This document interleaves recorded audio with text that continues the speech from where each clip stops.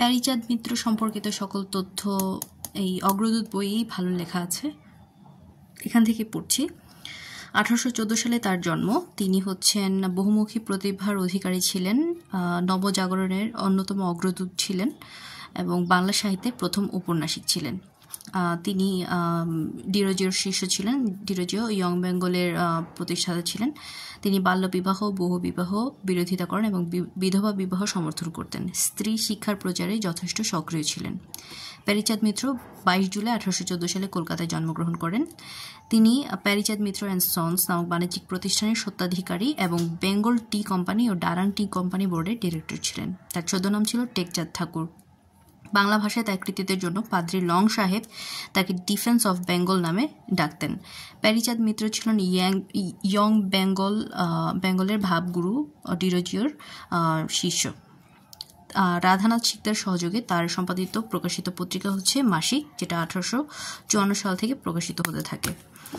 প্যারীচাঁদ মিত্রকে বাংলা ভাষার উপন্যাস রচনার পথিকৃৎ বলা হয়। প্যারীচাঁদ মিত্রের প্রথম উপন্যাস হচ্ছে আলালের ঘরের দুলাল, যেটি সম্পূর্ণভাবে 1858 সালে প্রকাশ পায়। ইংরেজিতে এর নাম হচ্ছে দ্য স্পয়েলড চাইল্ড।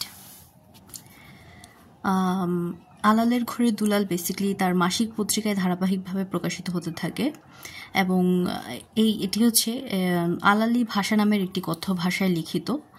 ধনাঢ্য বাবুরামের পুত্র মতিলাল কুসঙ্গে মিশে এবং শিক্ষার প্রতি পিতার অবহেলার কারণে ধ্বংসের দ্বারপ্রান্তে পৌঁছে যায়। পিতার মৃত্যুর পর সব সম্পত্তির বিনাশ সাধন করার পর তার বোধোদয় ঘটে, ফলে হৃদয় মন পরিবর্তিত হওয়ায় সে সৎ ও ধর্মনিষ্ঠ হয়। এই উপন্যাসের বিখ্যাত চরিত্র হচ্ছে মোকাজান মিয়া বা ঠকচাচা। ঠকচাচা চরিত্রটি ধূর্ততা, বৈষয়িক বুদ্ধি ও প্রাণময়তা নিয়ে এক জীবন্ত চরিত্র। অন্যান্য চরিত্র হচ্ছে ধূর্ত উকিল বটলর, অর্থলোভী বাঞ্ছারাম, তোষামোদকারী বক্রেশ্বর। প্যারীচাঁদ মিত্রের অন্যান্য গ্রন্থগুলো হচ্ছে মদ খাওয়া বড় দায়, জাত থাকার কি উপায় 1859, রামার রঞ্জিকা, গীতাঙ্কুর, যত কিঞ্চিত, অভেদী, ডেভিড হেয়ারের জীবনচরিত, এতদ্দেশীয় স্ত্রীলোকের পূর্বাবস্থা, আধ্যাত্মিকা, বামা তোষিনী।